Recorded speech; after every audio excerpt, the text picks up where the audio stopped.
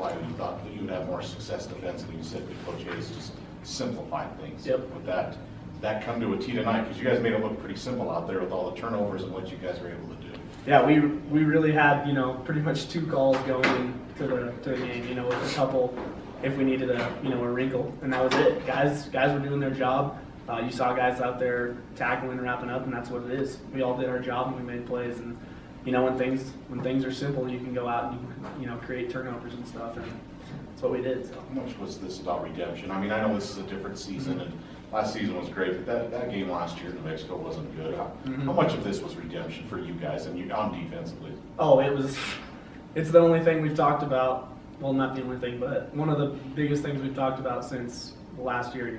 Coach Dicker came in. He said, "I haven't heard anything other than New Mexico. Got to get New Mexico," and we did. So it was definitely a redemption game.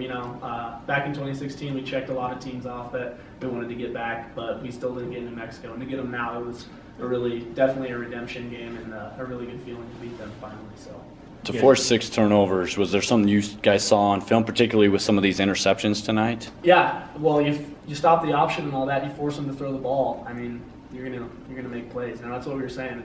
It's money time. When you get them to third and long, stuff like that, that's not what they're made for. And you can just go out and you can get picks. So that's what we did. Is there a little extra motivation for that this week, just not getting any last week at Boise? Definitely. The coaches preached that all week. We were counting turnovers that we got against the scout team in practice. Turnovers, because when we force those things, I mean, we're a tough team to beat. So that's what we harped on. We got to make plays, but at the same time get the ball out, and that's what we did. So.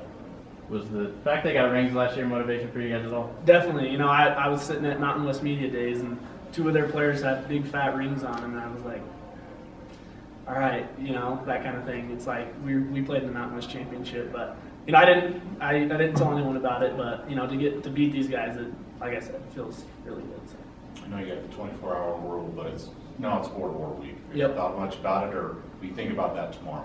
We'll think about that on tomorrow. Maybe on Monday. I think we're gonna enjoy this one for a good amount of time then. But CSU coming to our place, coming off a big win, nothing better. So. And you're also, confidence moving forward because you guys were able to get those 5 turnovers tonight. Does this kind of set you guys up to just have that confidence in practice this week and then a big game on Saturday? Yeah, like I said, when we can do things in practice, it translates to games. Sometimes people don't think about that, but the way you practice is the way you play. And we went out this week and we had a great week of practice. I mean, we were flying around.